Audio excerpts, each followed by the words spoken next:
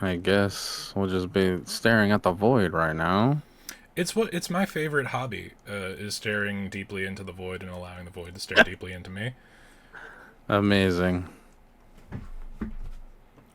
Now, to segue into our way. Hello, ladies and gentlemen. Welcome back tonight. We are now here with our newest episode of Two Minds. I am one of your hosts, Beyond the Grave. And I am a damn fine cryptid, also known as Connor. Tonight, we're going to be discussing games that we missed the hype on. This kind of came about recently. It kind of dawned on me because this week, for all of those that don't know, Silksong just came out this past week, and everyone was going crazy for it. And for those who don't know, how don't you know? You're on Twitch. It should be like 3/4 of your followed channels lists are playing Silk Song. It's kind of nuts. Yeah. So, for me personally, I was just like, I don't get it. Like, I guess, yeah, I saw the first one. I was like, all right, it was cool. But everyone has been like reaming over this sequel to be coming out. Everyone's been losing their mind, and for the life of me, I was like, I just don't get it. I don't see it. But I had to again, remind that's not. Beyond that he also didn't play the first game, Yeah, I but mean, there's that's that where too. this I guess conversation that's kind of why I was just like, spiraled. yeah. And again, that's not to say that we're hating on the game to hate on it or anything. No, it's literally it's the fact of the matter is these are games that we just didn't get behind at the time that they came out, and just kind of passed us up. And not to say that we weren't interested, it's just there were other things at the time that really had our attention or took priority over, Well, to I think say not to say for that like we weren't wanting to play these games at some point. for each Just of the games that we yeah. were going to talk about, I think there's definitely like maybe a unique scenario as to why each was not uh why we didn't approach each of them. It's not like a universal like, oh well, this just didn't catch my interest, but it was like a global success because everyone has their tastes and their Yeah. own niches, but this is like we're trying to give attention to things I think that we otherwise would really enjoy if we were given that initial exposure. Because I think because Beyond is a huge fan of Metroidvanias, that if he wasn't turned off by the insane amount of hype culture built up around Hollow Knight, he would actually really Yeah. enjoy it if he played it. But For the most part, yes. there's a couple of things, and But that's there's what we're going to talk about. yeah, there's some layers. There's some layers to it why we or I mean for me personally, there's layers why I missed out on some of these games. Again, as we've mentioned, it's not to say that we're not interested in playing. It's just other things kind of took priority over them. Potentially, I mean, Uh, the phrase that came to mind that really like seeded the episode was, "We missed the boat on this," or you hmm, missed the train, the hype train specifically. And some of these things that we might be more willing to like engage with in the future, but like I don't know. Beyond, I think I'll let you start. So what about Silk Song aside from its popularity and the hype culture built up around Hollow Knight? What about it? it's okay. So now that we have Hollow Knight up, for me personally, let me just scale myself down a little here. Connor, you're a good size. Yeah, again, as I've I been told mentioned, that this is often. where it all started. Nice. Um, And end cut so here. from yeah, and episode over right No, there because and we've episode start. um. So yeah, for me personally, like I said, at the time I saw Hollow Knight, but I didn't exactly like feel attached to it. Like aesthetically, I was just like, oh, okay, cool. As Connor mentioned, I love Metroidvanias. I've been Hmm. playing them practically all my life, from actual Metroids and Castlevanias into the other spin-offs. Um, but I don't know, just at the time that initially, I know when this first came out, there were other games that had my attention way more because they fit the bill of games that I actually was like appealing to, like right off the bat. One of those games being Dead Cells. Hmm. Dead Cells is a roguelike Castlevania or Metroidvania. And I loved it. I loved the whole aesthetic of that game. I loved the whole aesthetic of the gameplay loop itself, where it's like, oh, every time you go in, it's a different dungeon layout. It's a different area you can go through. The use of different weapons. The entire game loop was just so appealing to me over this. And again, it's not to say that this game is terrible or this game's bad or that I just hate on it, because I can't really say that about something that I never actually tried. It's just it didn't grasp my attention the way something like that did. Aside from this, or aside from Dead Cells as well, shortly, because Hollow Knight released February 24th, 2017. Mhm. You want to know what another game that released in 2017 was that absolutely had my attention Time is a weird soup, so absolutely I have no idea what wholeheartedly? released then. Um, March 3rd, 2017, Legend of Zelda Breath of the Wild releases. Okay, And yeah. that's when the Switch was dropping. That's when the Switch was dropping. So immediately my mind, I'm a huge Zelda head. I'm a Zelda fan. Like it's my second, actually tied with number one series next to Final Fantasy. So of course my entire mindset was like Legend of Zelda, Breath Yeah, of the Wild. That's all I was yeah. thinking about. So Hollow Knight completely just got swept under the rug, that I didn't even have a second thought about it. So of course I was so engrossed with Legend of Zelda when early on in 2017 that I wasn't really thinking about anything else. Then once I finally get past Zelda, Dead Cells comes out shortly after. And that Dead fills Cells the came out Metroidvania niche for you. exactly. Yeah. So that also fills that niche where I was able to keep replaying it and replaying it and replaying it. And then they kept updating it with new content. They were releasing new packs. Again, Hollow Knight just kind of swept under the rug too. And even then, prior to Hollow Knight being released in February, January was another month because Resident Evil 7 drops. And Okay. Resident Evil 7 is like you're back in business. Like this is new Resident Evil So 7. without like a full release Holy schedule of the cow. last 5 years, there's definitely like it got swept under the rug for you because the niche that Hollow Knight fills was filled by something else. So I have a couple Correct. of follow ups for that because I think that Hmm. there's a way we can dissect this bugs. Uh, so Ha ha ha ha. primarily, is it the aesthetic that turns you off? Because I think the rest of my questions Yeah. are null without it. It Yeah. is a very gray It is. game. It is very melancholy. Is that just not your vibe? No, it's not. It's not that it's a very great game. I guess it's the actual appeal of the bugs. Like it never just appealed to me. That it's like, oh yeah, you're this little beetle, and there's everything's just bug related. And I don't know. I never saw like the actual appeal to it. But the gameplay I can see. I'm like, okay, the gameplay Yeah. looks dope. But So it on was the note always of the appeal gameplay, of the game that just never captured my eyes. Like, on the note oh of yeah, I gameplay, have to when it play comes to this game. Metroidvanias, are you more Castlevania or Metroid inclined? Because a lot of people Uh, like rebel against the utilization of Metroidvania as a singular as a genre, singular, as a singular yeah, subgenre yeah, yeah. moniker.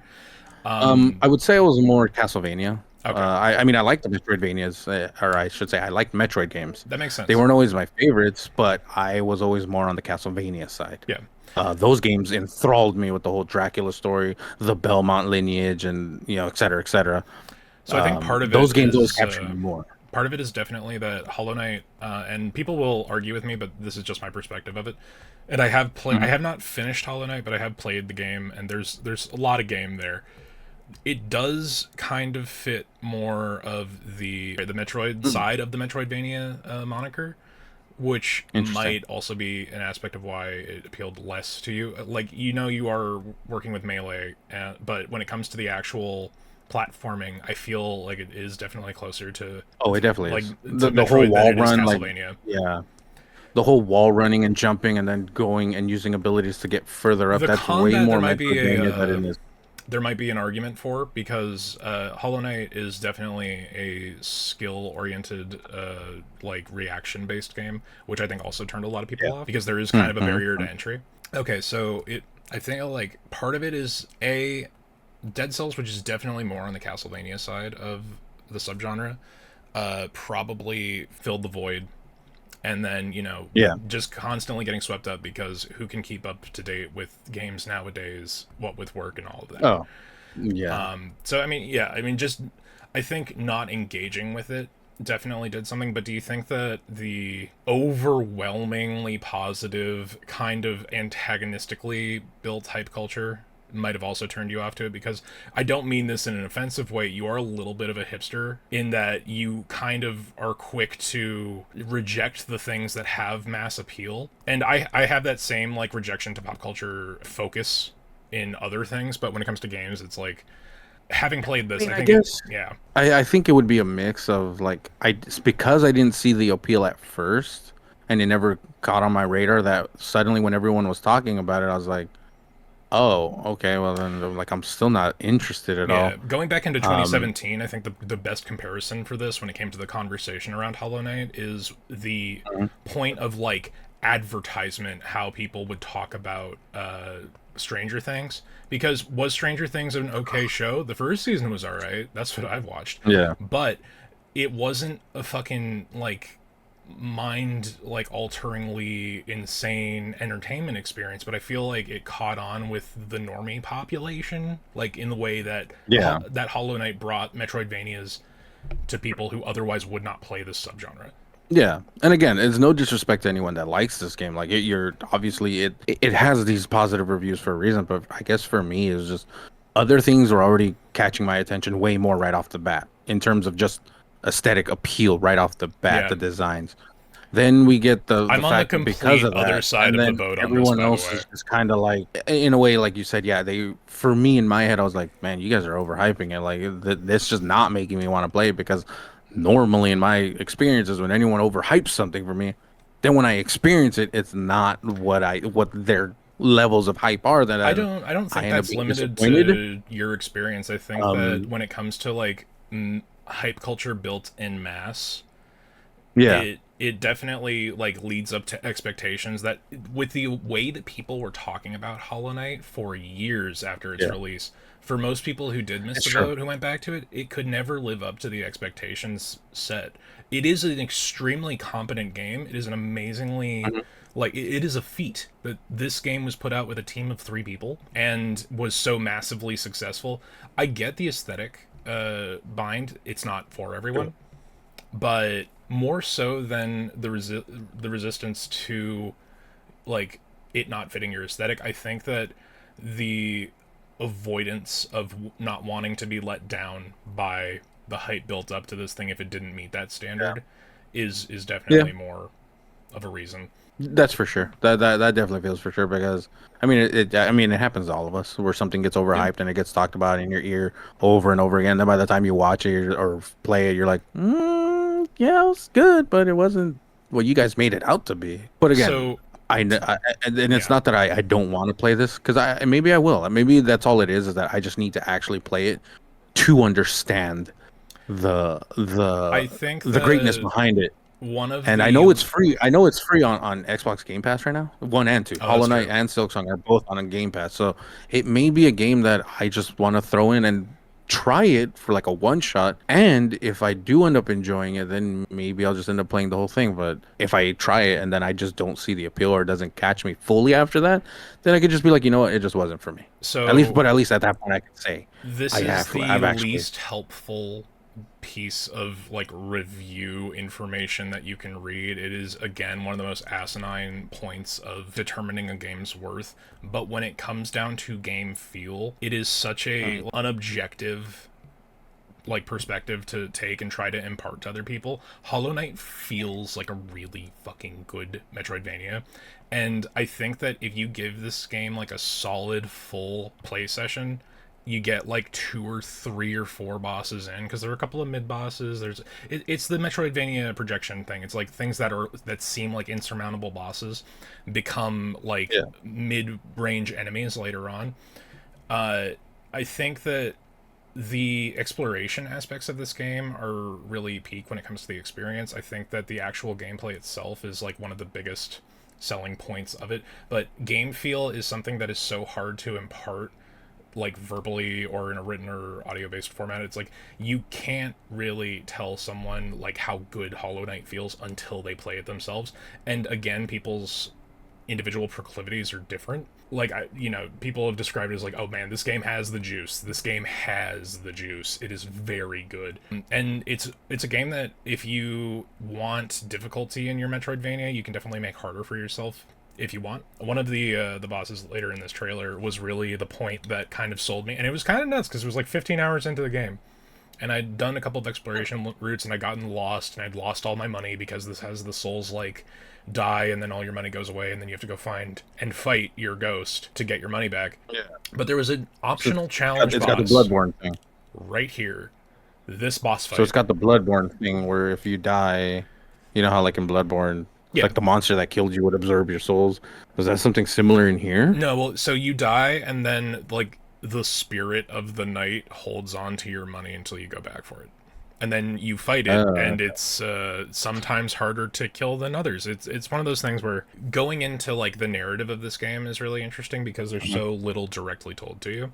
You kind of have to infer a lot I've based off heard of I've where heard things about that. are. Like the story is kind of, I mean, It's I guess you not, could say like Dark Souls-esque. Like yeah, you it's not like discover it Souls as you go where and you it's item interpret it. descriptions exclusively, but Hmm, hmm. where something is, what it is, why it is there, how it presents itself.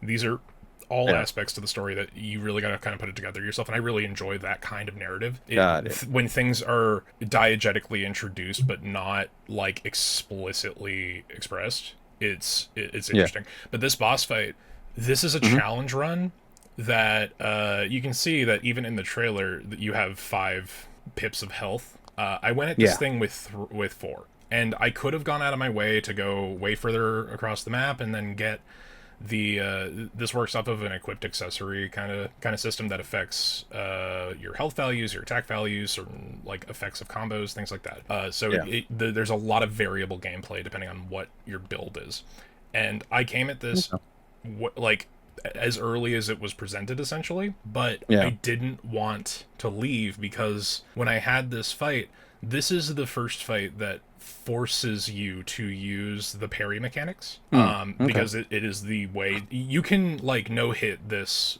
boss fight if you learn the parry timing on everything, including the down slash parry. Basically, as long as you're attacking an active hitbox, you can potentially parry it, and it feels really good. And it has like the screen shake and animation stun things that you look for in like fighting games. Yeah. It feels really good, and I got my ass kicked a lot. And I went at this way like I could have gone and come back. This is a completely optional fight at first. I don't know if the item that comes from it's been a long time. It's been like since 2018 that since I played Hollow Knight.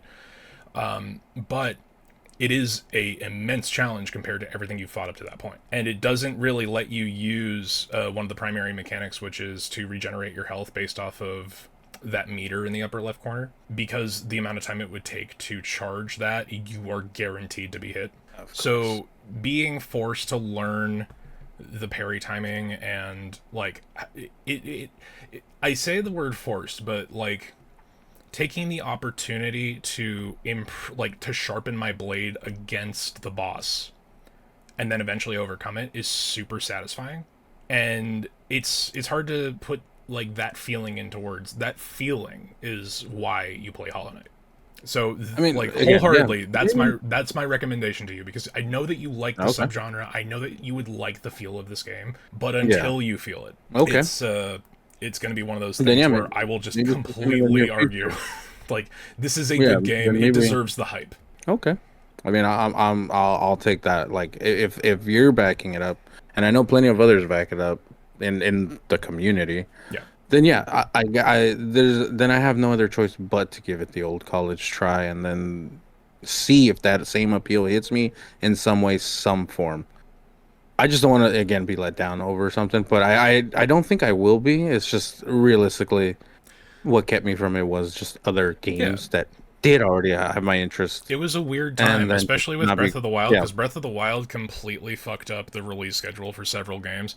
It's really funny, Yeah. Breath of the Wild's relationship to Horizon Zero Dawn, because literally there's a fucking Breath of the Wild and the sequel came out like a week Yeah. before both times that it happened. Yeah.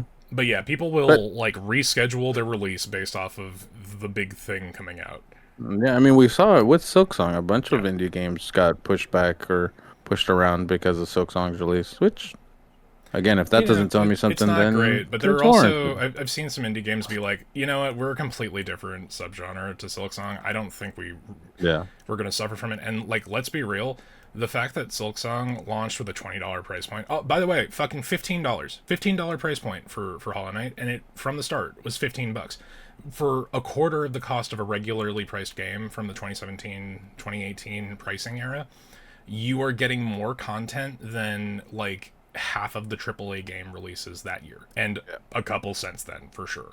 But that was the other big part of this, because the Kickstarter was so successful for Hollow Knight. There is so much additional stretch goal content that the game is just so goddamn big. You kind of just are looking at this thing and like looking to Team Cherry, this group of originally 3 people, and you're like, how are you doing this much? Take more money, you fools! You fools, take more money. This is 3 games.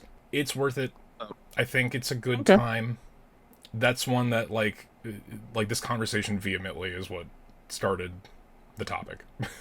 This entire topic. But Yeah. yeah, so that was my first choice. What's your first choice of the list? Um, so I have a really interesting kind of perspective when it comes to this, because I kind of struggled when it came to, because you came forward with the idea for this episode primarily because of Silksong coming out and the conversation we had around it. I think that when it comes to media literacy, it makes it harder for you to really like approach things from a I can't see the hype behind this, or I didn't understand the hype behind this.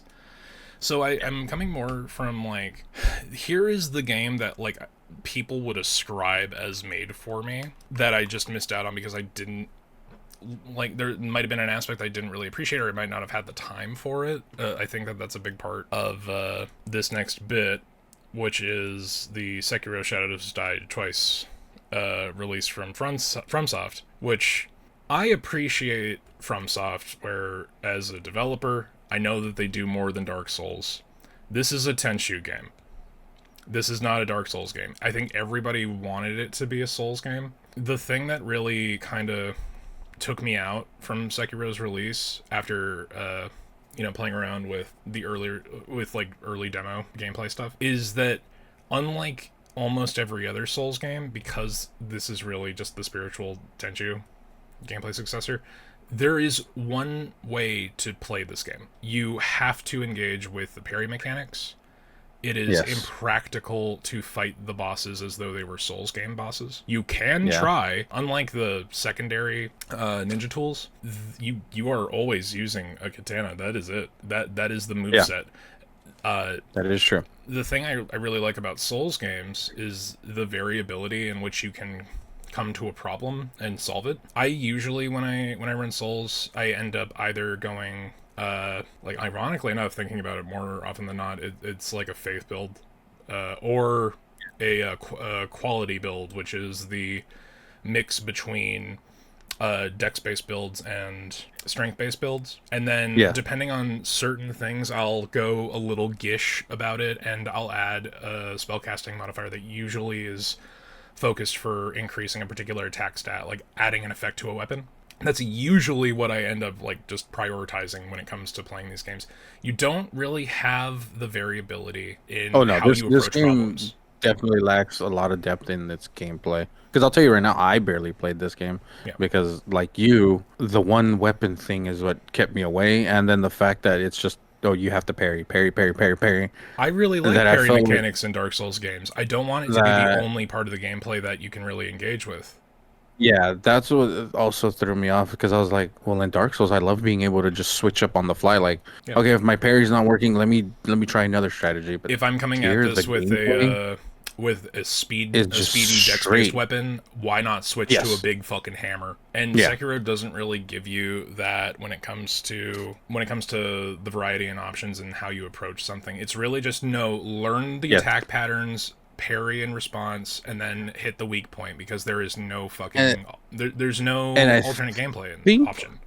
yeah, and I think that's what makes this game a little bit more brutal is that if you don't play that way and you try to play a different manner, it is so much more punishing. Because, like you said, if you try to play without utilizing the parry mechanics, yes, you're chipping away at the enemy health or at the boss's health, but it is so minute that you're gonna be at that for so long Yeah, and even if you do that it's just like successfully get there, like you chip away, and all it does is reveal the the the weak point, weakness. and Yeah. then the health bar refills, and the stamina and Yep. the parry build up bar, the stamina damage you do refills, and usually bosses will have 3 to 4 pips of that health bar.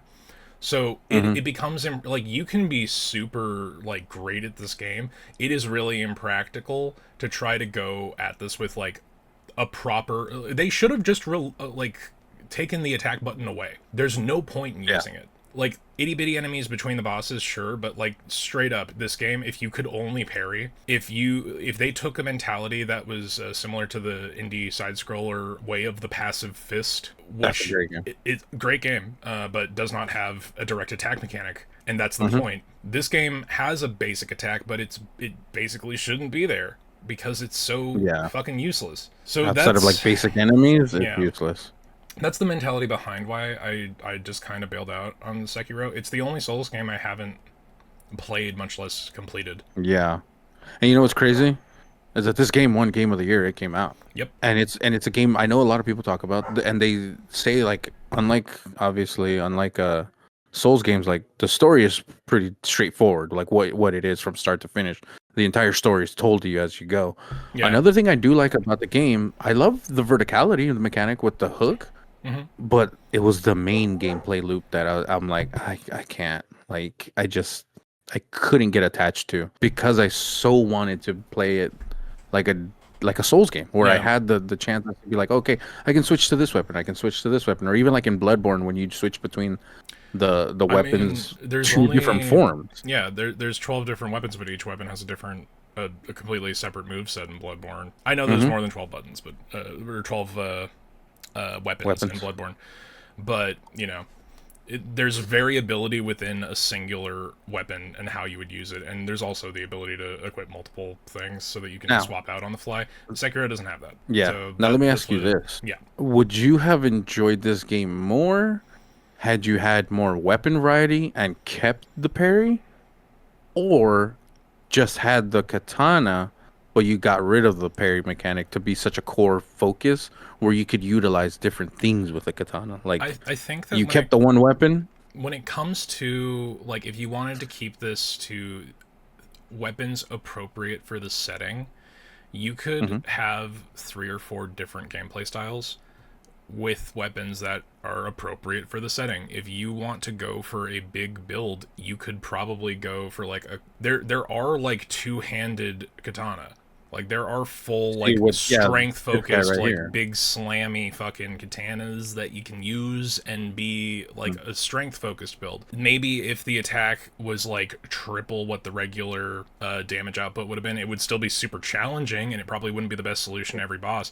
But I think if you had that, and if you had like maybe if the ninja tools weren't relegated as like usable, honestly the ninja tools are a lot closer to the additional tools that are usable in Bloodborne because they rely on a resource that is limited, because I think if I'm Yeah. remembering right, it's the paper dolls that are burned by using your secondary, similar to the Hmm. quicksilver bullets in Bloodborne. If you're using like I honestly I use so few of them, like the healing bell, like that'll burn through some of that, Mm. and that's a way to limit Yeah, yeah, yeah, yeah. the use of that resource so that it doesn't break combat. But to get to that point, I think if you had like a Kusarigama, or if you had like a ninja tool set, like sure the wolf is he's not like a typical samurai. He's a little closer to your ninja archetype where he uses a variety of weapons and he just goes at or a Yeah. variety of You tools know to what do it the job. you know what it kind of reminds me of, the wolf in this game, the character you play as.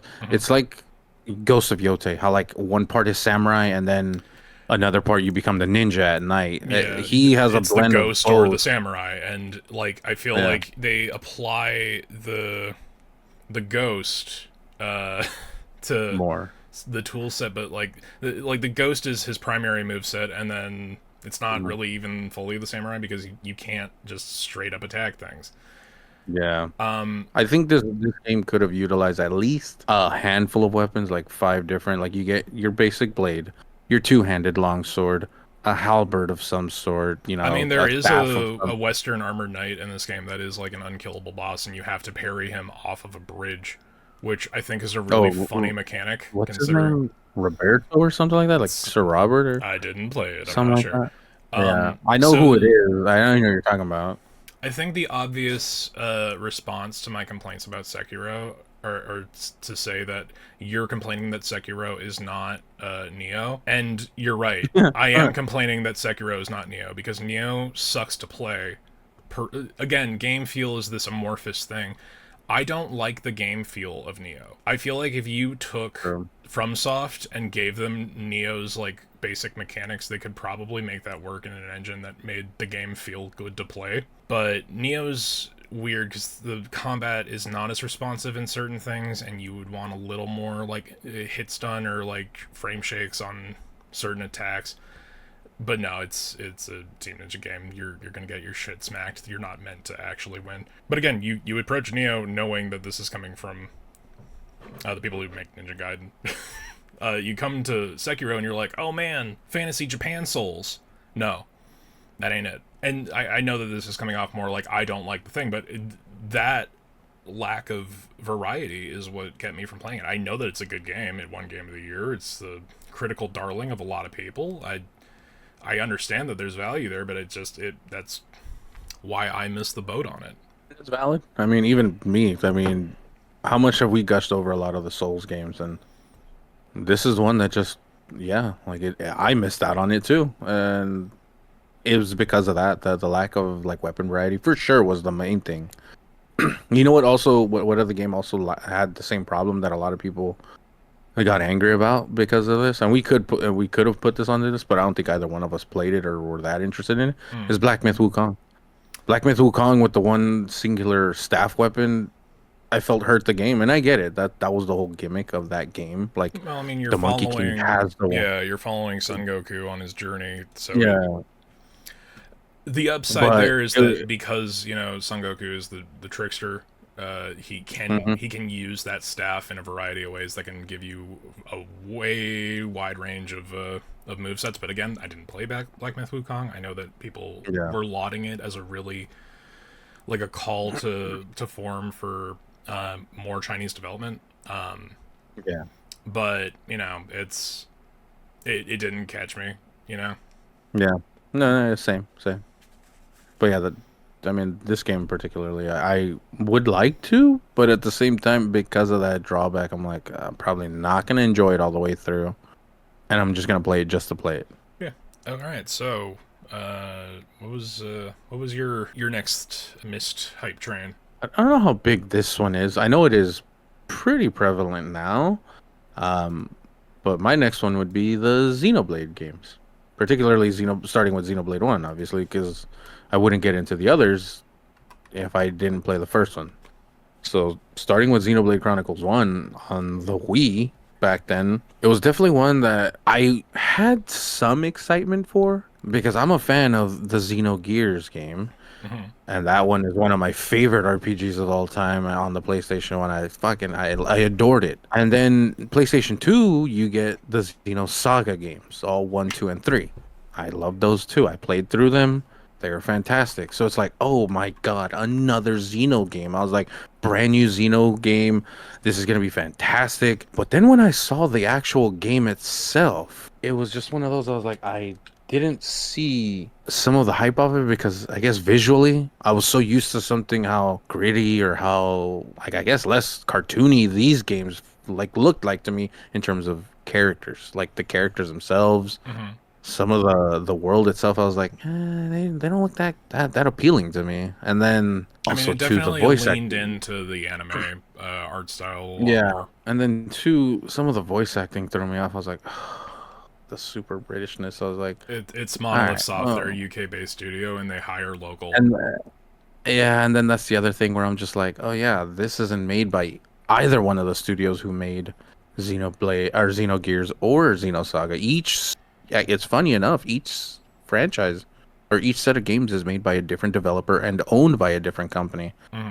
So that's why it's like one of those like they never could do a Xeno like collection because someone owns the rights to each of the Because games this is like a franchises. Smash Bros. Level licensing problem. Yeah, Maybe not so that bad, but at the time I was like, okay, yeah, it looks interesting. Maybe play whatever. But then, surprise, surprise, guess what gets in the way with this game that, of course, I missed out on?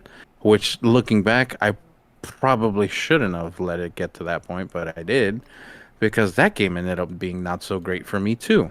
Final Fantasy 13 2 came out right around the same Oh. time this came out. And of course, Those games Final do Fantasy. have a similar vibe now that you mention it. That's wild. I never thought of hmm that. Final Fantasy 13 2 came out, and I was like, okay, well, I had already played Final Fantasy 13 prior. And again, Final Fantasy, favorite franchise. So I'm Yeah. like, of course I'm going to play that. It came out almost like a couple months before this had released in America. Mhm. So because this was still around the time where Japanese games released first in Japan, then it came worldwide. Yeah. So of course, this released in April of 2012. We didn't get Final Fantasy 13 2 until January of 2012. So it came out a few months prior. So of course, that's what had my attention. I was, of course, looking back, I was like, I spent a lot of time on that game and it wasn't even worthwhile, which of course I want to revisit to see if I still feel the same. But as we all know, 13, its trilogy gets a lot of bad rap. And I something mean, tells once me you learn I feel about like, what happens behind the scenes to make 13 happen the way it did, like you kind of yeah, look you kind of have to give the game a little more like credit for existing at all. yeah. Well, that entire thing with 13's universe just was a whole shit show. But so yeah, and then now looking back on it, I'm Well, I'm like, talking about I out of game, think, but in game as well is like it like oh yeah, the logical leap in where that story goes is kind of nuts. yeah. From the first one to the second one is just a complete like 180 on things. Well, second to the third Where is they kind go of the in. worst of it because it's just like, oh Yeah. hey, this the point of this game is completely antithetical to the entirety of the story, so just Yep. enjoy that. So yeah, at the time, that's what had my attention. And then, of course, during that time too, I was playing a bunch of other games that also, again, caught my attention more. One, Pokemon Conquest came out a month after this, and then and this is another game that slept on that I would love everyone to experience. That also came out on the tail end of the Wii. The Last Story. Dude, the last story is such a good game. The Last Story came out the same year this did, and I remember just seeing barely like snippets of it, and I was like, "What the hell?" And then it just released. It didn't even get a lot of promotion here and other, Yeah. but just seeing those first trailers for me, I was like, "Boom!" Immediately, I again, remember caught me right away. literally looking because I was working at GameStop at the time. I remember literally looking at Yeah, the Wii shelf and seeing the last story right next to Xenoblade for some reason, even though that's nowhere near the alphabetical order it should have been. I mean, it's GameStop. People take things out of Yeah, alphabetical order all the time, but I man. remember looking at those two things side by side, and I'm like, this looks cool, and I got like the last story. And I'm like, Yeah, I enjoyed my time with that game. I know that like maybe 14 other people on the planet might have also enjoyed their time with that game, but fucking yeah, and and then the this last thing story was blew up such to a be captivating like game. an insane series that is beloved by a lot of Yeah, people see, questioningly. exactly, and then that's the thing. By the time the second one came out, I was like, oh, and people were like, oh my God, there's a second one. Da, da, da, da. Like the hype behind it, I was like, did I miss something here? Like, and then obviously we fast forward through time where we get the re-releases on the Switch, Yeah. and everyone's like, oh my God, you have to play this. And but again, Well, still in so my that's the mind, I was funny like, thing about I the still don't re-release on the Switch properly is see that it. it's not a direct port of the Wii title. You have the Wii U re-release and sequel with two, Mm. and then you have Xenoblade Chronicles Definitive Edition, which is the first trailer that pops up. This is a port of the 3DS version of Xenoblade Chronicles because even though it looks like ass, this is still a more functional version of the game than a direct port from the Wii to the Switch would have been. So yeah, it was an interesting little pass for me that I was maybe I should because I've heard a lot of people talk about all three of them Yeah. in sequential. Like obviously a lot of people do favor Shulks or whatever. The second one I don't hear so much about. Like, but the third one then I hear where everyone's like, "Oh my God, the third one! Like you have to experience this because of how the story builds from the first to the third." I don't know so much about Chronicles X of how it feels or how it ties into the whole story, I but have no idea. I'm gonna be real. from a I've lot of tried. the people that I know have experienced this franchise from start to finish, they're a lot of them like amongst the community, they're like, this is like a peak RPG. You just have to put the time into it. But that's the problem, is that they all say that these games are astronomically These are large. 220-hour Like playthroughs, like not even completionist playthroughs, like yeah, multiple hundred and hour they're games. just yeah, that's the thing. They're like, and that's just like base game. Like that's not including all the side quests and all the stuff you can unlock with the story of I the think characters and two is probably hunting the for this worst and offender hunting here for that. because two has the DLC that is literally the size of the first game. Yeah, so that's why for me, I would like to try them eventually, but it would definitely be, Yeah. I think, a game that I would play on my own time, just because of how slow I feel it would be of a game that I'm gonna progress very slowly, Yeah. um, and then try to get through some of that voice acting painstaking one, Oh, or it's like watching a B movie playing these games. It's really mm, fun. but So my yeah, so experience with that was, Xenoblade, if I were to sum it up in a sentence, is that I tried desperately on multiple occasions to get into the series, but maybe the voice acting was a contributing factor, but when it came down to how the game actually plays, it yeah. just didn't click with me. I don't know, man. I feel like I'm really open when it comes to action JRPGs and Mhm. the variable action turn-based shit that some of the games have. And you would think it'd be right up my alley because it's like this weird existentialist like war between biotic and synthetic life. Like that's the undercurrent narrative. And then in Yeah. 2 there's like this weird waifu collector aspect, which, you know, like let's not let's not mince words there. It's basically like Sekirei, except a little less overt, because that anime is just Pokemon but with a lot Life of is, personality. yeah, a whole lot Xenoblade of Chronicles 2 is personality. definitely like you are going out and you are collecting like random cat girls and whatever to be weapons. And Yeah. that sounds cool until you get to the gameplay, and it's just like, man, it was such a slog to get through. I've tried on like 3 separate occasions to play it, and I just couldn't. I mean, I'd like to try it eventually sometime, I even tried but the I definitive mean, edition on the 3DS, but that had the problem where the Z targeting nub, the non-secondary analog stick that this thing was built for, yeah. being frustrated with that and having large hands is, that was what kept me from playing it there, because I'm like, okay, this is not playable. On that point for Xenoblade, ridiculous voice acting might be the biggest aspect of what turned us both off. It's also some, yeah, that's one of the things that like The kind of bum me Monado. out. Yeah, that's oof. Some of that stuff is pretty rough. It's like a small British child doing a fucking Keanu Reeves impression. It's really funny until you have to play 200 hours of it. But that was my second game. What's your next game on the list of why you Alrighty. missed the hype? So, on a completely narratively dissonant nightmare swap, we're going very different. So, the thing that I kind of missed the boat on um, is Kingdom Come Deliverance. Because you would think Yeah. that this is exactly up my alley, because this is like weird Eurojank. Like, what if Oblivion was in a more realistic setting, because this is just Europe? Fair. I think the thing that like kind of turned me off from this game is just how inanely specific some of its mechanics are. So I think the How biggest so? one is I know yeah. nothing about these games, so I've Okay, never tried them, never really looked into so them ever. But I've heard a lot of people talk about these games, and that yeah, I've even heard a lot of people how like now currently with the second game since it came out this year, a lot of people are like, how come they're not considering this one for game of the year? yeah. That are there, like a lot of people's lists don't put this game on their game of the year nominations currently.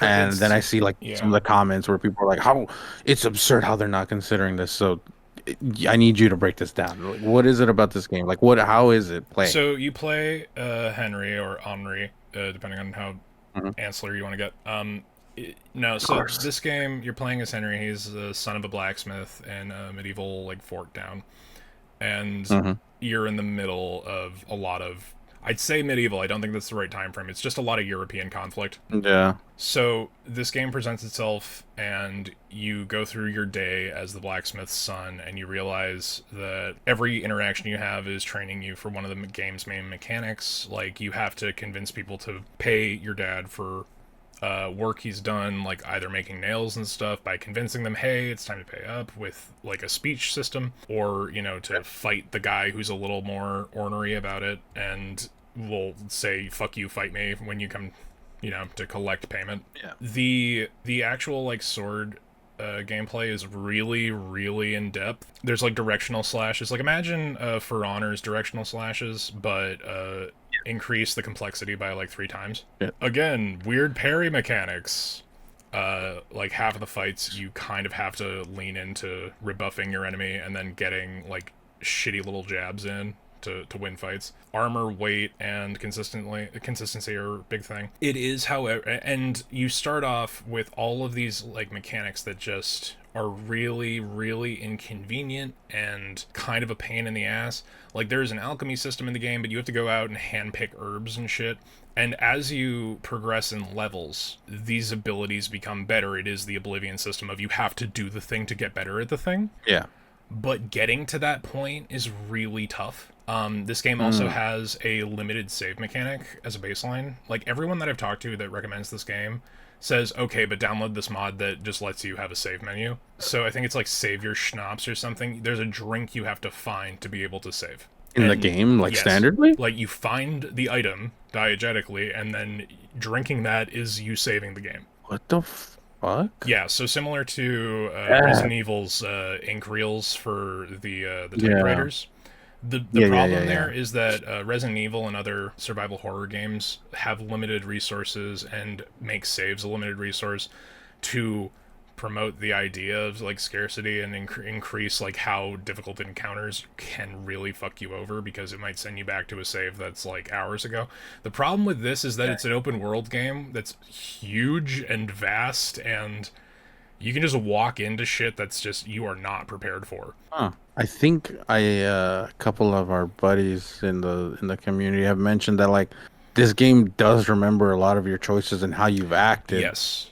So this is the thing towards that certain people. this is the thing that makes me want to come back to it. Maybe if now that the second game is out, there's maybe a definitive edition or a fan definitive edition with a combination of mods that just make the early game a little more like bearable, because the range in quests is so insane for how you can approach them. You can go through and like convince people stuff, but if you like, let's say, I think there's one. But it's a super interesting thing because you can approach like any situation with any like viable solution and it works. I think this is in potentially the second game, but like you could try to save someone from the hangman's noose and you can either just go break them out of the prison, or you can convince someone to let them out, or you can like stalk a dude to lift the keys off of him while he's sleeping and then under the cover of night go and break the guy out that way. But like there's a whole lot of quest variety, and depending on what skills you emphasize, you can, you know, find even more approaches to solve problems outside of just regular combat. Regular combat is the baseline for a lot of early issues. There, Like Dishonored vibes there. a little The way bit. you just described that. So with Dishonored, there's like three ways to handle something. With this game, there could be like Yeah. 15 different aspects that you can approach, and there's Ah, also quest interesting. interchangeability and interactivity. So you can, because you went and did this quest earlier in this town, the results of that can affect a result, uh, or a choice of how you handle a quest in another related space. There's so much going Okay. on in this game. I really wish that it wasn't so repellent to me in the early game, because I've downloaded and tried to play it a couple of times, but it's just, I feel like I just need to get to that point where the game starts to solve its own problems. Also, it It is a sounds like huge ask on the PC to run it, so it's yeah. I mean, for such a big open world game, I can see that in the way you're describing it. This feels more like a life simulator than a damn like medieval like that's fighting the game. vibe. It is more of a medieval life simulator. Just you so happen to be in the Like middle of a conflict, and you can choose to do a thing.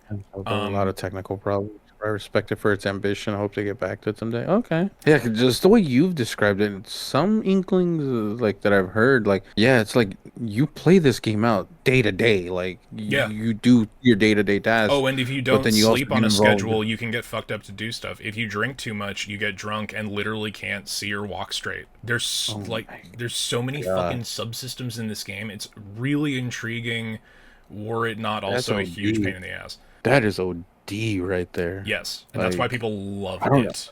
I'm sure. I don't know if that's something I could ever get myself into like fully like that. I think I would like honestly stay away from it because I would just be like, I don't know if I want to deal with this. Because I think that this is like, there is no right way to do something. There are convenient ways to do things, and then there are insane ways to deal with things. And just having that variety and having the game account for it is Yeah. so like interesting. And I'm a real big fan of Eurojank. I played The Witcher 2 when it came out on 360. Yeah. That game is not meant to be played on console, but I did, and that's how I got into The Witcher.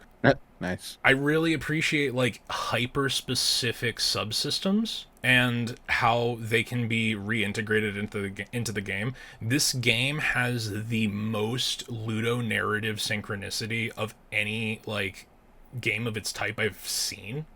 Like how you play the game legitimately affects the narrative, Yeah. and how you approach the narrative can determine the way you interact with the rest of the game. It's like, it's super impressive for what it is. It is, however, like I don't know, I think there's a barrier to entry that I really wish I could just subvert or overcome, but it just, in the times I've attempted. And then people have kind of redoubled the want when it came to the second one coming out, because it has made some improvements in its UI and its kind of approachability.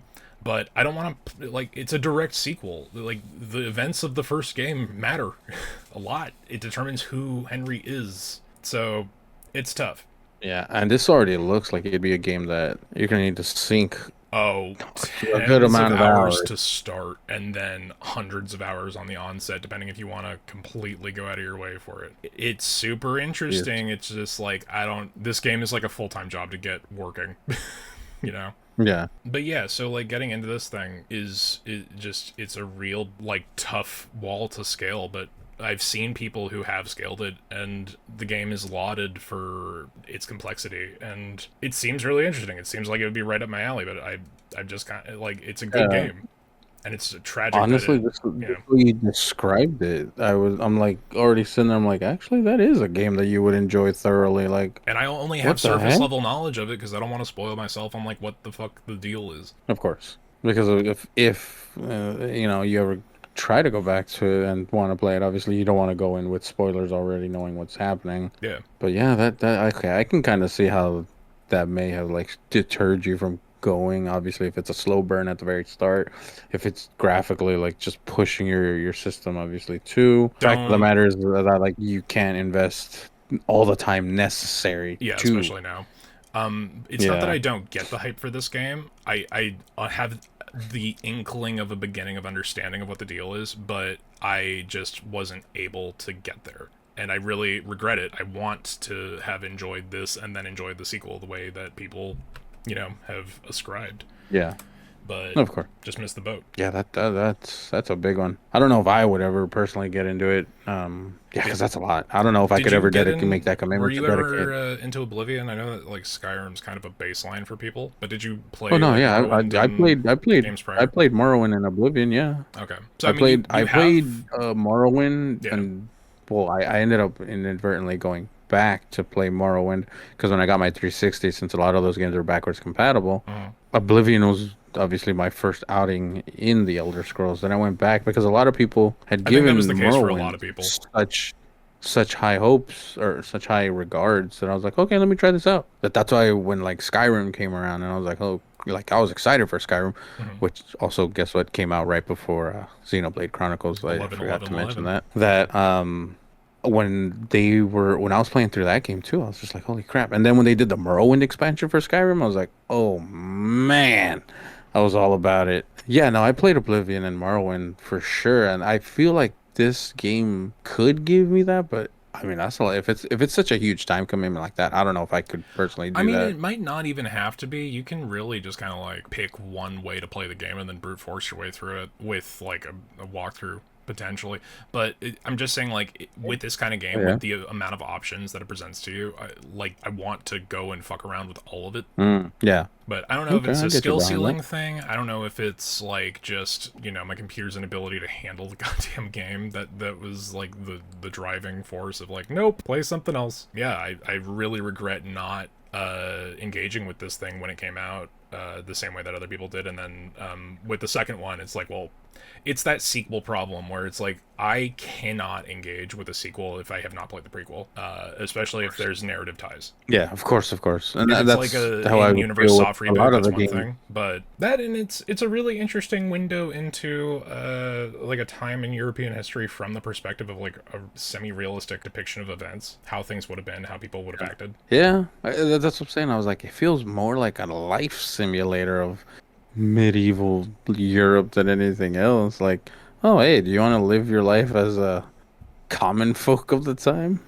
In this case, a blacksmith's son. It's an interesting prospect. Can imagine. Like, I would definitely watch you play that just to see like how deep this game goes. Because being able to like grasp what you've said, I'm like, there's probably side quests within side quests that Yeah, lead back to like and depending another on main quest what order you that go in unlock. and how you go about them, it alters the state Yeah. of other options. Like that's one of those things like in Suikoden series where it's like, oh, if you don't do this side quest that leads to this side quest, that means you don't get this character who joins you in the final battle. Yep. Or like in Fire Emblem, like, oh, if you don't get a certain character at this turn on this tile, you miss out on this Dude, character like showing up, and then they try do. like And thinking it's of like what is it, Path of Path of Radiance. Radiance. So remember the one swordmaster character you can get, but you have to go to a specific tile on a desert map Yep.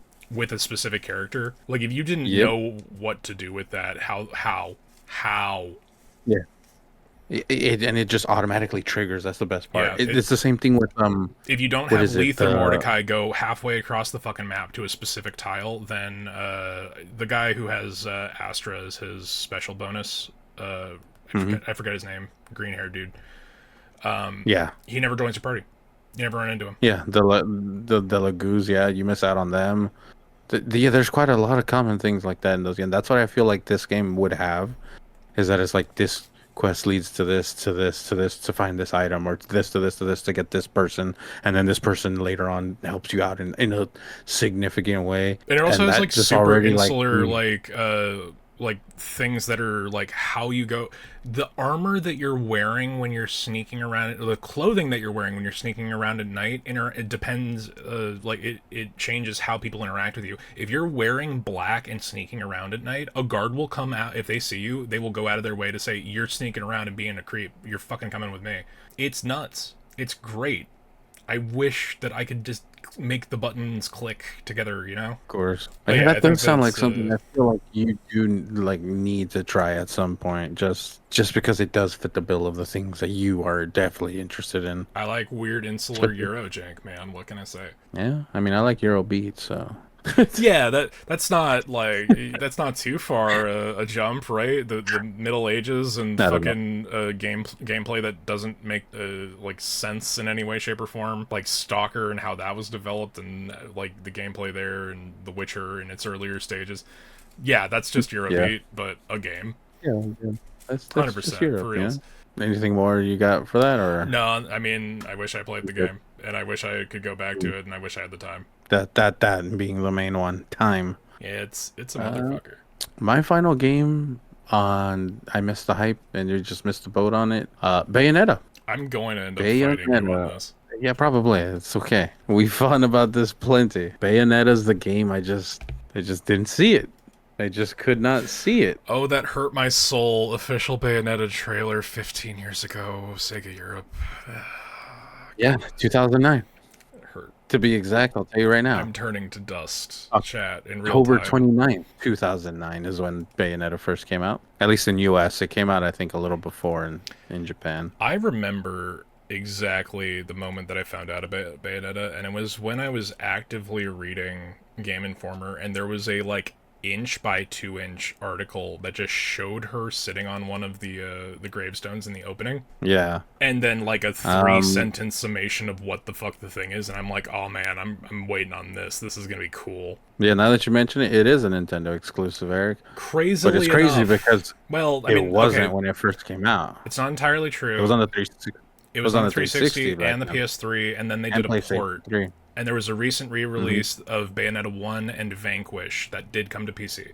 So Hmm. you can try it now. But not 2 and 3 because obviously No, those are Nintendo has hardcore Nintendo exclusives, and there's like gameplay stuff that relies on the unique hardware stuff. Yeah. But yeah, for me, this game, I'm passed on it. I missed the hype. One reason for me, like one main reason, I was just like, it's just at the time.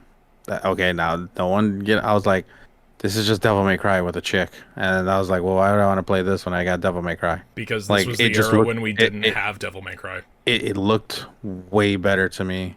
What do you mean? This was post We had 4. Devil May Cry 1, 2. Exactly. But Yeah, at the same time, I was just like, yeah, no, I'm like, once 4 was done, which, by the way, 4 is still one of my least favorites because of the whole halfway with Nero and then you return back through the same game as Dante. One of the worst layouts of that game, or of that franchise. And I know 2 is the least favorite, and I respect that, but even though it's my favorite, but that's because that's the first one I ever played, which is a weird story too.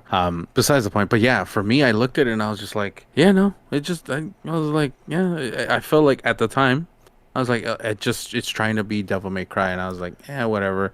And then of course you get everyone, yeah, but it's a hot chick and did it. I was like, okay.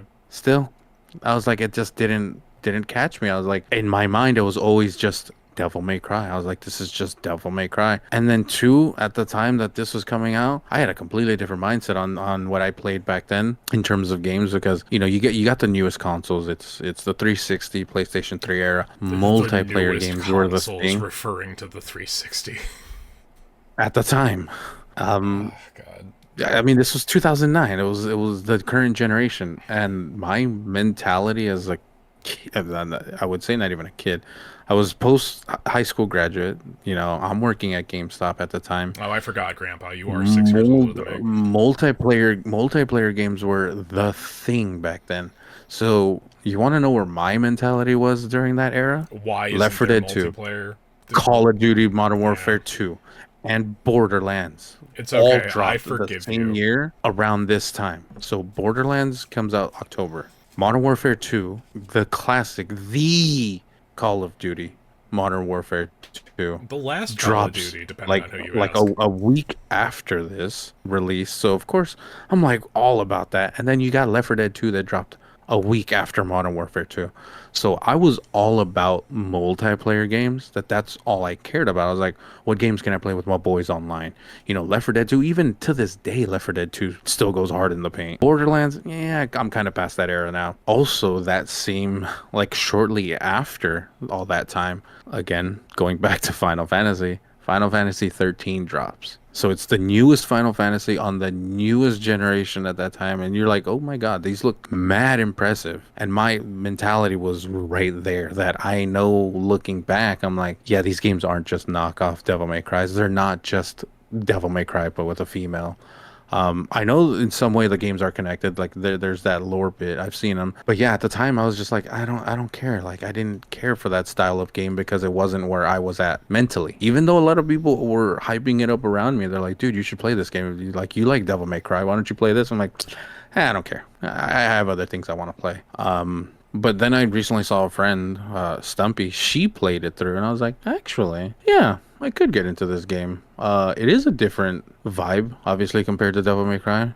So there's a lot And that and and I'm even and doing my even best to then, not like bulldoze you on, because I did play this game at launch and I have replayed it yeah. several times, and it is a Oh, I know beloved you've told me classic several to me. times to play this game. Yes. Um, I think that coming at Bayonetta to say that it is a Devil May Cry with a chick is a really base and surface level summation, even back then. And again, we do have to kind of take into context when this game came out and what the perspectives were. You did yeah, have, like you mentioned, like what Western RP or what Western video games were was how many guns can I put in my gun game, when like Borderlands or Far Cry was like coming out and calling itself it's Skyrim with guns. Though I think that to say that the systems that Bayonetta like focuses on are just Devil May Cry but with a different perspective are kind of just not really looking at what the gameplay is. yeah. Bayonetta is Well, knowing a what I know now, yes, yeah. obviously they are stark different games in terms of their gameplay. It kind of like borders on whether or not it's even character action. Now this is Platinum at its peak. This is Platinum with Mm. its releases that define what that studio was. Yeah, Like I feel like that part of this cutscene, Bayonetta is the thrill of the near miss, is the whole point of this gameplay style. It is character action, but it's like you're playing a charge character that you want to run perfect rounds with, like unhit, untouched, yeah, constantly switching between room clears and charge ups that turn into like huge cinematic just slamming effects that you really have to be focused and on point to accomplish. It is a high skill ceiling kind of game. It's like yeah, hugely cinematic. Its narrative is super interesting, especially when you're considering its relationship to Devil May Cry. And it is only referential, but the entire like the narrative through line with presenting the devils, it's like this meat versus machine kind of thing. Like the angels have this facade of purity, but underneath are these gross amalgam like piles of blood and fucking viscera. yeah, It's a different game than Devil May Cry. It really truly is. yeah. And I think that this is the It point. definitely is. This is the point that defines what character action is. And people still to this day don't really know what character action is. That's understandable because it's one of those things where like defining genre in games is in and of itself a huge annoying conversation that 9 times out of 10 just is reductive. But Yeah, Bayo is and has been and will be a solid example of what defines character action as a subgenre. There's so much depth to this game. If you play this game on its normal difficulty, you can run through the entire game without finding any of the secret levels that and challenge mode stuff that unlocks like half of your arsenal like even once. yeah, It's mm, really like this is a game that you can pull apart and there's yeah, so much more depth than just saying this is Devil May Cry. Because you can turn to Devil May Cry and say, this is Stinger and air combos, the game. yeah, There's more variety than that, obviously. And the storyline until 3 was really interesting. The world setting was really, like, this game was presenting a narrative style and a character focus that was just completely fucking untouched by the medium at this point. So yeah, to have a actually powerful, female protagonist who, is going up against literally the world and the embrace of sexuality as power. Like, sure, people can say that that's reductive. I think that's a non-argument. Bayonetta is like the peak of like what you want a feminist portrayal to be. Sure, she's using her sexuality, but she's using it as a point of power. This is a point of like her exerting control over the situation. she's the epitome of a bad bitch, like Yeah. in every No, like straight form the fuck up. of the word. Yeah, we know she's outstandingly sexy, gorgeous, hot. Like that's not the point though. But her demeanor, the way she acts, the way she carries herself, the way she speaks, like there's so much aura there, like how confident she acts when she's talking and the way like she interacts with people. It's like holy shit. Like yeah, I get it now. Obviously, Yeah. looking at it now, Like I'm like people actually, go at this and say yeah. that this has the same depth that Dead or Alive fucking beach volleyball does, and that is Hell. insulting. But it's funny enough, the my favorite character in these games isn't even Bayo. It's Jean or whatever the Oh other yeah, one. no, Jean is the best Virgil ever. He absolutely, like when I finally saw the game played, like, and she comes on scene and the way she is, I was like, holy fuck. I was like, yo, who is she and how do I have like get her in my life? Yeah, Unfortunately, she's the honestly answer to my that favorite in character. Bayonetta 3 is not what you want it to be. So this She's is honestly the my favorite character, yeah. but yeah, looking at it now retrospectively, yeah, it was an unfair judgment of the game. But again, at the Well, time, it's as coming I from a mentioned, cultural I'm a standpoint that was paladin for games. unfair Yeah, to anything even remotely within this field of media. Like if you're putting forward, that's it's a true. Japanese action game about a powerful like 7 foot tall woman. Of course, it's not going to get the Yeah. coverage stateside. Well, you know why, in my case, like personally speaking, why I shouldn't have knocked it off like that is because some of my favorite games, i.e., Final Fantasy VI, are female led. Yeah. Like Terra is such a fucking beast in Final Fantasy VI, and even when she unlocks her limit mode, essentially, she becomes this like feral spirit that is almost on par to like something like this. So looking back on it, I was like, oh no, it's because at the time, obviously, like you mentioned, it was the Western juice head thing of, yo, here's all your games, here's all the guns, you could just go out and shoot Yeah. everything, and you can do it with your friends online, and it's like, yeah. So of course I looked at this and I was like, why would I want to play that dumbass game? Like, Like, this is it's not just Devil May the Cry. Western power fantasy that was being reviled by games like. Spec Ops: The Line. Yes, so Spec Ops: The Line is a retelling of Heart of Darkness, which in and of itself is a spoiler to what that game is. Mm-hmm. And I think that was a really that was like one of the turning Good points game. to lambast Western gameplay like priorities, because yes, it's a big dumb third person cover shooter, but the actual storyline is pointing at how insane and ridiculous that glorification of that is. So like, does Bayonetta have problems? Yeah, it is not a perfect game even within the genre that it helped establish. But this game was doing things that nothing else at the time was doing. And the depth of the actual gameplay is kind of fucking immense considering when it came out. I mean, looking at it, it feels. I mean, from what I've seen on just this game alone, it looks way more deeper than any. Again, going back to Devil May Cry, than the mechanics in that game. Like Yeah. the way this Like, settled, like not sets up until how you DMC change 5 like are you getting the identity. kind of Yeah. character depth when it came to variety of how Oh, you approach problems. absolutely. Absolutely. You tried playing Spec Ops: The Line, but didn't get it. Yeah, the Spec Ops: The Line, honestly, it's a great game, not because of The the game is not the gameplay per point. se. It's the story that's told throughout. And when you get the big reveal at the end is really where you're like, holy fuck. Like, yeah, that gameplay is as basic third person army cover shooter as you can get with some little mechanics here and there, but for the most part, it's the story that's told that is really what's captivating about that Yeah. game. But yeah, so for me, that's why I missed out on this. And I mean, again, now we're talking about what? It's like 14, 15 years later, We're and I've getting seen close to people 16. It's really like my bones are turning to dust. I that hate this.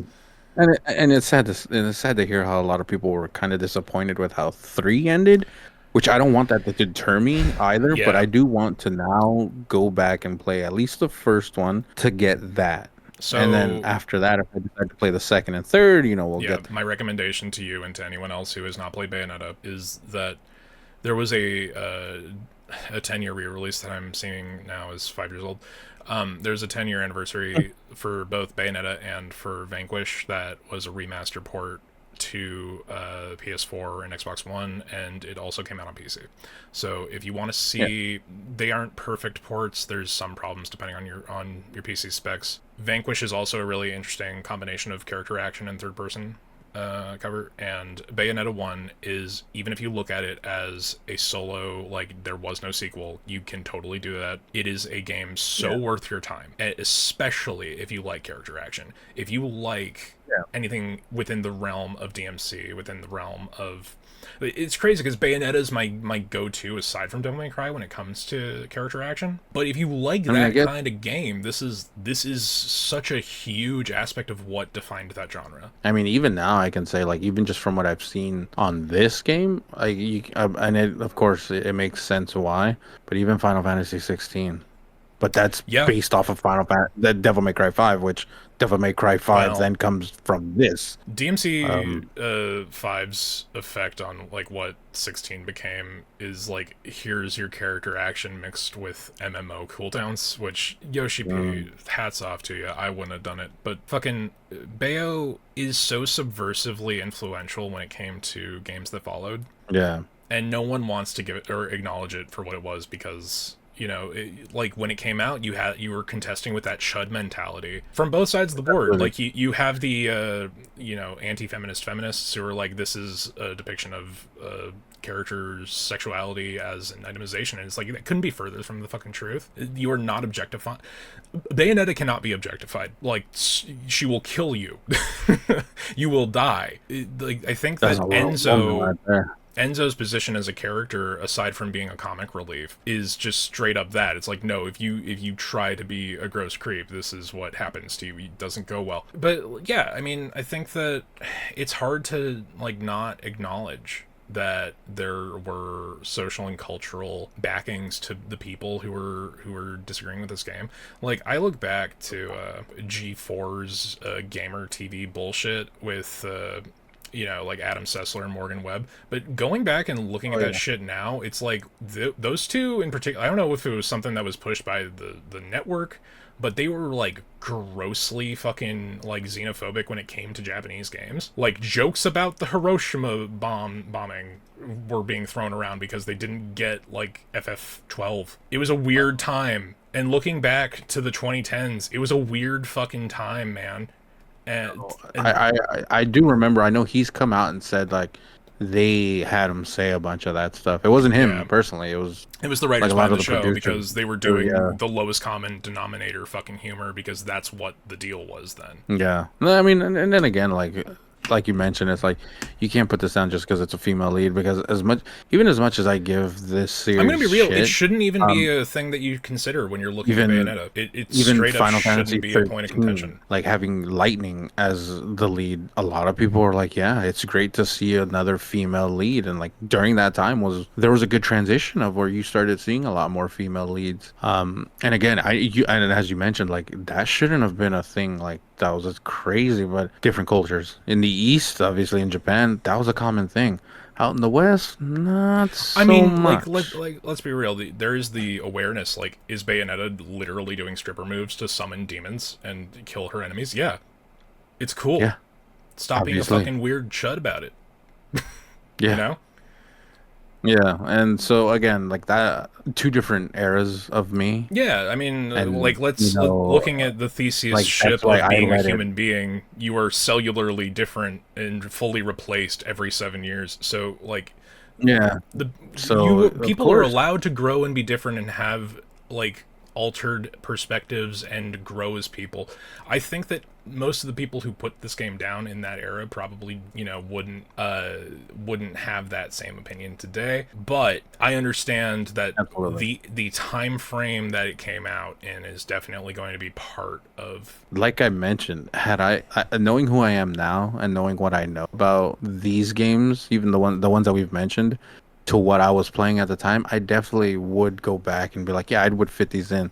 Of course, because two of the games on this list, as I mentioned, I set aside because of a Final Fantasy game. And lo and behold, Yeah, those two Final Fantasy games are some of my worst ones that I have. i'm And i'm gonna be if I go back real. and play them, If we're gonna if I go compare back and this, play them, no, no, no, no, no. Like if I were to go back and and I do want to go back and play those Final Fantasy games to see, do I still feel the same, or was it just again my mentality at that time that just no, threw 13 me sucks off? to That I was play. just like, I'll be real. 13 sucks to fucking play. and But if we want to talk about that's what like when it I'm comes saying. to Like the I was, development of Final Fantasy yeah, 13, Lightning hmm is a weird like sex objectification of a character design because it's just a. I'm not going into it, but you yeah. want to talk That's a about conversation like for another time. depictions of objectifying someone for their gender and the character Yeah. creation being like that being the point of it. Look no further than Lightning. Well, I was gonna say snow, but lightning's cool too. Also, Snow.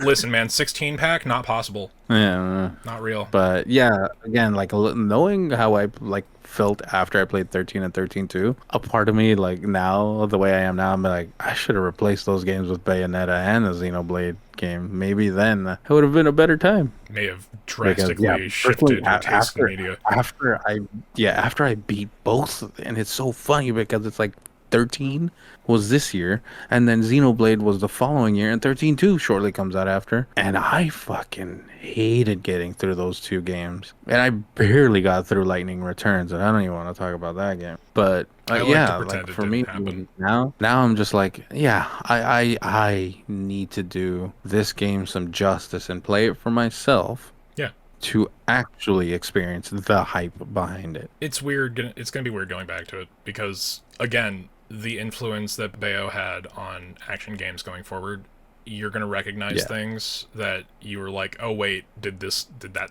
come from this? Yeah. Well, more than likely.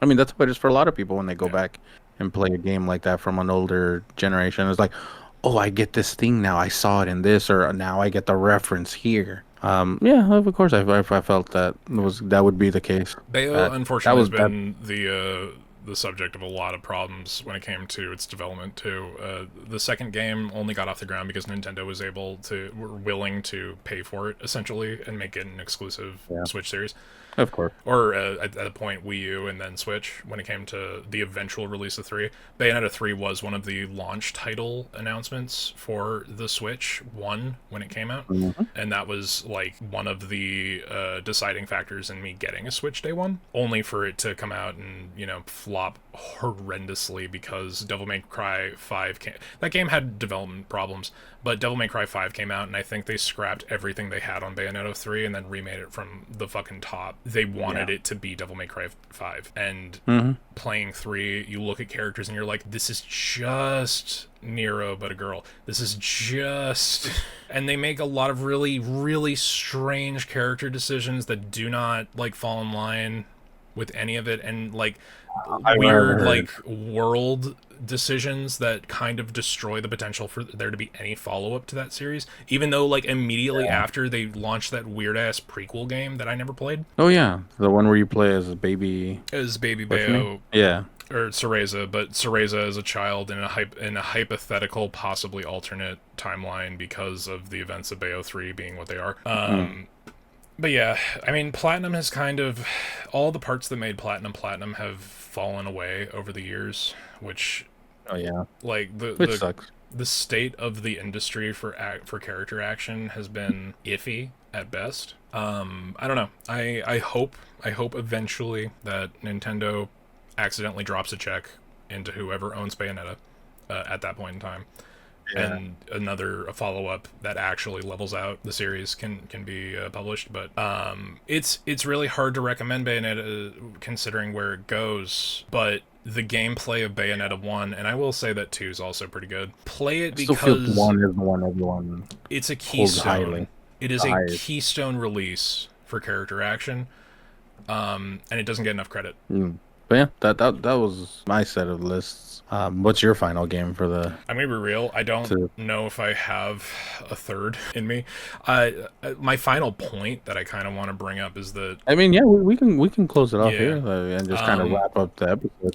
I think that when it comes to missing, like, hype culture is really damaging when it comes to, like, trying to engage with what is ultimately, like, this is a hobby. This is a thing that we enjoy doing, and this is what we, like, spend our free time on. And when it comes to things that, like, have the obvious hype culture that you can ignore, like any of the major AAA first-person shooters that have to come out yearly because they're defense contractors that are forcing people to put out propaganda on a yearly basis, because if it goes away, then they lose the thing driving people to sign up for the army. Like, there's things that can obviously be ignored, and there's the things that are, like, a setup for disappointment. But when it comes to just not having the time to engage with something that you otherwise would want to, or just missing out on, like, there's shit that flies over my head. I know that I'm in, like, the top 0.01% of people who pay attention to video game news and upcoming releases and behind the industry panels, but I think that, like, you can completely disassociate hype culture when you have the degree of media literacy that I kind of feel like I need to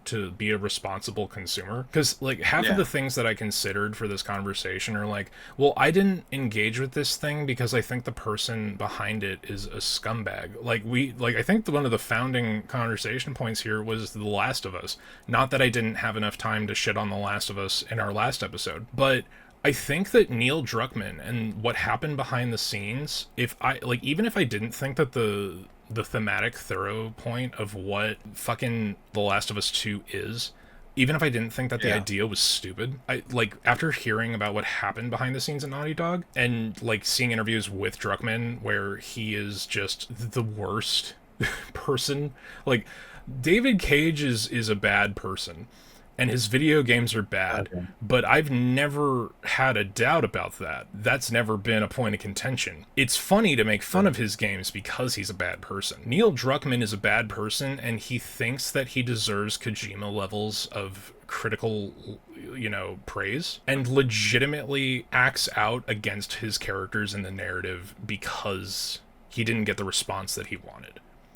I think, that's why I didn't engage with The Last of Us 2. I think that looking and seeing certain games being put out in industry conditions that are not only not sustainable, but like actually killing people. Like the amount of unpaid overtime that goes on in the game industry, only to be rewarded with being laid off 3 months after the release of the thing that you fucking missed your child's birth over. I think that like even knowing a tenth of that makes it so that you really, it's kind of morally reprehensible to encourage that behavior. So a lot of shit I miss out on is because, hey, this is coming from a studio that does bad things. That's understandable. Or this. I mean, yeah, Yeah. that was one of the first points when we were discussing this. You brought up The Last of Us immediately, Yeah. but then it sounded a bit too strong for I think what we were going for the episode. Yeah.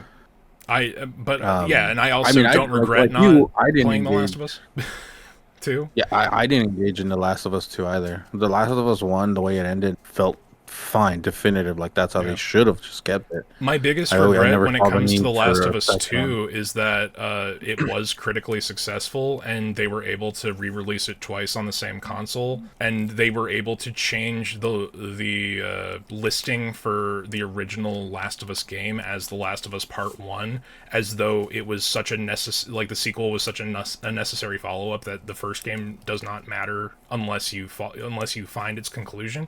I think that that's fucking insulting to anyone who did drag themselves through The Last of Us 1. That game should have ended and they should have never gone back to it. I think the DLC was already a gross overreach, but it was so unoffensive because it didn't actually change any of the events. It just added more context. The That DLC was was fine. yeah, the DLC was just a prequel. Or a mid-sequel because it was Ellie's story Yeah. during a time when Joel was, Falcon said he's been challenges. meaning to play Bayo Origins, but yeah, since Kamiya and a lot of the original staff left, Platinum Games hasn't been the same. Yep. Hoping for the best when Ninja Gaiden 4 comes out. One game for him personally that he missed the hype for. He didn't see the hype for was Dead Space. He played it and it was good, but not as incredible evolution of the survival horror game that people said it was. Yeah. You've grown more respect for it when I played the Callisto Protocol. Yeah, the Callisto Protocol was Yeah. that was a rough one, and it that sucks was because a it was made. I by the think that was a people who rug did Dead pull, Space. honestly, if I'm being real. I think the Callisto Protocol's production was a way to just take money out of people. Possibly. Dead Space I did like. I think a lot of the big stuff from Dead Space back in that you probably overheard the hype was the gore of it. Yeah. Not really so much of the survival horror aspect, but just But the fact that they had to the make crazy- new engine tools to accurately represent Yeah. like people being degloved, which is a yeah, horrendous, it was thing. the gore of like the kills of against Isaac, and then what you could do to the monsters Yeah. themselves in them. You know how you could decapitate them, or how it, I think one of the big things too that changed the game on Dead Space, where a lot of people were like, "Oh my God, this is the evolution." Is the fact of the matter is that headshots weren't permanent kills. Oh yeah, it was one of those completely where a lot of trampled people were conventions of the subgenre. That Yeah, like where a lot of people were always going for headshots, and then suddenly the thing's still coming at you and Yeah, like and aggressively. depending on what enemy you're fighting, the headshots will actively encourage the second like phase of it to be a Yeah. worse and harder fight. I think that when it comes to Dead Space, the world that in the split timeline where EA didn't acquire that studio and then change it to be an action game for its sequel, I think we probably could have Shame saw what something that happened was with a 3. little better, and definitely Yeah. might have actually shaken up the genre, because that was in the middle of the horror malaise, which was not really shook until we started getting into the like 2 or 3 years later, when we started getting into the creator content made games, like games made to be played and reacted to on YouTube, which I like that's an entire conversation in and of itself. I was going to bring up the fact that I didn't get the hype behind Bloober Team's first game was just a jump scare fucking walking simulator. Layers of Fear. Yeah, Layers of They're Fear. Layers of Fear. There was a lot of hype behind Layers of Fear that I didn't get because it was a fucking jump scare walking sim. Yeah, it was just essentially jump scare central with some story sprinkled in that it was good for the time, but it's not. I don't think it was as in depth as people thought. It was part of that shift towards social interactive horror, and not even socially interactive horror within the concept of the game, but like this is made to gain the reactions out of people that people can then respond to media and then be tricked into thinking that the scary experience that their favorite YouTuber had means that the game is good and that they should buy it. Yes.